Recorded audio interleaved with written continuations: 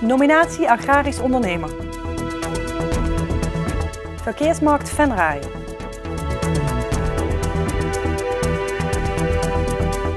Het is vandaag 21 mei. Dit is het Pelemaasjournaal. Het was druk Pinkstermaandag in het centrum van Gijsteren. Heel wat belangstellenden kwamen een kijkje nemen bij de tweede editie van de zeepkistenrace. Een paar jaar geleden ontstond het idee aan de bar bij het trefpunt. De natuurlijke helling in het dorp werd nog iets aangedikt door middel van een schuin aflopende oplegger en het bouwen van de zeepkisten kon beginnen. Ook de tweede editie verliep, ondanks enkele botsingen en technische mankementen, zeer succesvol. Het publiek genoot met volle teugen van de wedstrijden.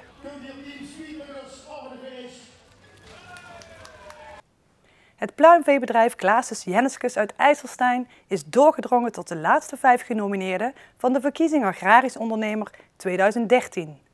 30 mei wordt de prijs uitgereikt aan de uiteindelijke winnaar.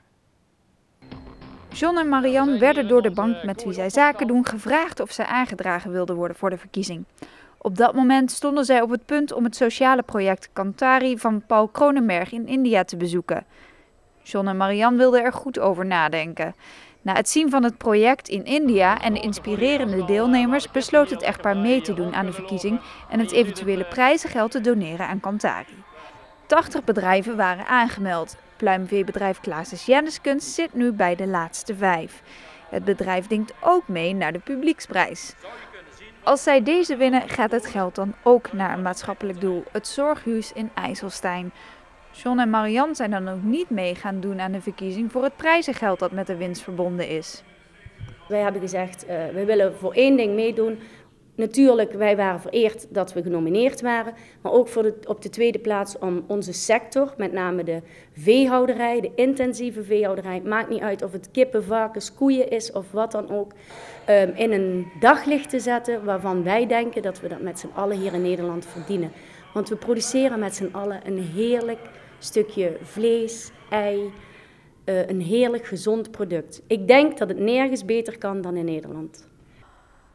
Tot 27 mei kan er gestemd worden op het bedrijf via agrarischondernemer.nl. Als het IJsselsteinse pluimveebedrijf de meeste stemmen krijgt, winnen zij een bedrag van €2500, dat dus naar het zorghuis gaat. Een bedrag waar de organisatie erg blij mee zou zijn. Uiteraard, het is fantastisch dat ondernemers uit IJsselstein hun maatschappelijke verantwoordelijkheid nemen en gelden ter beschikking stellen voor het winnen van een prijs aan het zorghuis. Dat is fantastisch. En wat kunnen jullie er nog mee doen? Nou, we hebben nog heel veel wensen. Onder andere de inrichting van de snoezelruimte en nog al wat andere leuke dingen die we bij de aankleding van het zorghuis willen verwezenlijken. Het pluimveebedrijf valt onder de intensieve veehouderij. Claesses Jenneskes heeft zo'n 500.000 kippen en er worden 2 miljoen eieren per week geproduceerd. Het bedrijf bestaat uit 5 verschillende locaties. Waaronder 3 locaties zijn onze leglocaties. En 2 bedrijven hebben opfoklocaties. Daar ontvangen wij onze eendagskuikens. Vanaf de eerste dag komen ze bij ons op het bedrijf. Dus we weten precies wat er gebeurt en hoe ze opgevoed worden tot 17 weken robuuste hen.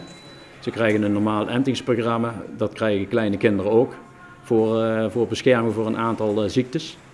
En dan gaan die naar onze legstallen, die zijn helemaal aan de nieuwste normen aangepast. Dus er is heel veel geïnvesteerd in welzijn.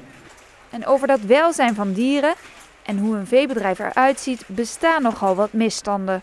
Het pluimveebedrijf is dan ook bezig om een beter en realistischer imago te creëren.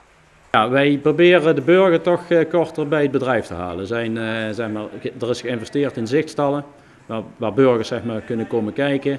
Wij hebben in combinatie met het landhuis IJsselstein, dat is een vakantieaccommodatie, nodigen wij mensen uit, ook lagere scholen of middelbare scholen, die nodigen wij uit op ons bedrijf. Die kunnen een inkijkje krijgen van wat we doen en hoe we het doen en wat onze dagelijkse werkzaamheden zijn. De winnaar van Agrarisch Ondernemer 2013 wordt op donderdag 30 mei bekendgemaakt in Zeist. Het Oorlogsmuseum Overloon kreeg tijdens het Pinksterweekend meer dan 9000 bezoekers over de vloer. Van hen kwamen er 8300 voor Militreks, dat daarmee opnieuw weer een stukje gegroeid is ten opzichte van vorig jaar. Het evenement verliep grotendeels probleemloos, wat mede te danken was aan het droge weer. Helaas vielen er wel enkele voertuigen uit tijdens de demonstraties, maar gezien de leeftijd van de voertuigen was de kans hierop groot. Niettemin maakten enkele duizenden mensen een ritje over het bosparcours. De organisatie kijkt terug op een geslaagde happening en heeft al aangekondigd in 2014 opnieuw Militreks te willen organiseren, namelijk op 17 en 18 mei. Zaterdag stond het Schouwburgplein vol met allerlei stands over verkeersveiligheid. Voor het derde jaar op rij organiseerde de werkgroep Smile Landweert een verkeersmarkt. Op de verkeersmarkt werd ook de buurtlabel Veilig Verkeer aan de wijk Landweert uitgereikt door CDA-fractievoorzitter Sibrand van Haarsma-Buma en wethouder Lucien Peters. Smile Landweert heeft niet voor niets het eerste buurtlabel van Zuid-Nederland gewonnen. De werkgroep is al een tijd bezig om de wijk veiliger te maken. De werkgroep en om het goede gedrag te belonen, om te kijken wat er in de wijk te doen is aan verkeer, wat er knelpunten zijn, waar we ons op kunnen focussen, wat we gaan doen. Nou, dat hebben we dus gedaan in zoverre dus met het gefocust op snelheid en het ego-gedrag. Daar is het mee begonnen. En vanuit het ego-gedrag en de snelheid zijn we gaan kijken en wij hebben het omgedraaid. Wij belonen niet, of wij bekeuren niet, maar wij belonen de mensen voor het goede gedrag. Dus wij geven cadeautjes weg aan mensen die het goed doen in het verkeer. En ja, ik moet zeggen, dat ging gewoon goed. Het buurtlabel is een initiatief van de overheid en Veilig Verkeer Nederland. Zij zijn een begrip in Nederland als het gaat om de verkeersveiligheid en weten dan ook hoe het op dit moment eigenlijk gesteld staat met de veiligheid in het verkeer. Enerzijds mag je constateren dat de afgelopen jaren het aantal dodelijke verkeersslachtoffers afgenomen is. Het is altijd te hoog, want ook wij zijn van mening dat elk slachtoffer eigenlijk één te veel is. Daarom onderschrijven wij ook het standpunt van de provincie. ROVL maakt van de nul een punt, nul slachtoffers verkeer. Maar kijk je naar de feitelijke situatie, dan moet je toch constateren dat het zich beweegt rond de 70, 75 dodelijke slachtoffers in Limburg. En dat is eigenlijk te veel. De werkgroep in Landweert is nu zo'n 3 jaar aan het werk in de wijk om mensen te belonen voor hun goed verkeersgedrag. Een mooi compliment lijkt het, maar toch moesten mensen in het begin wennen aan de aanwezigheid van de werkgroep en het feit dat ze op hun rijgedrag werden aangesproken. In het begin was het voor de mensen gewoon lastig, die wisten niet wat op hen afkwam en die hadden zoiets van, ja, wat is dit hier nou? Maar op een gegeven moment hebben de mensen in de gaten waar het om draait en ja, dat vinden ze gewoon leuk. Ze schrikken, een schrikreactie, oh, heb ik iets verkeerd gedaan? Nee, je hebt het goed gedaan. Ja, ik moet zeggen, dat begint nu los te komen, dat de mensen het ook vertrouwen van, ja, het is goed zo wat jullie doen. Raden jullie het ook andere wijken aan? Ja, wij zijn nu op dit moment bezig met het Brukske. Brukske is vandaag ook met een vrijwilligersgroep hier die meehelpen. En wij gaan na de vakantie, denk ik, gaan we ook kijken of we inderdaad met het Brukske ook hetzelfde kunnen gaan doen. En dan heb je weer een stap vooruit. En volgend jaar misschien weer. Ja, en dan krijg je een hele grote olievlek. Dus ja, wie weet wat er nog meer komt. Tot zover dit Pelemaasjournaal. Tips kunt u mailen naar de redactie. Deze uitzending wordt herhaald tot 12 uur morgenmiddag.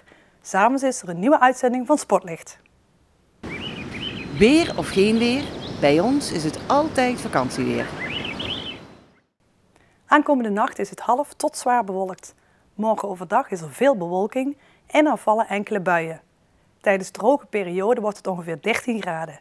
Er staat een stevige, matige wind, waardoor het fris aanvoelt. Dankjewel voor het kijken en heel graag tot morgen.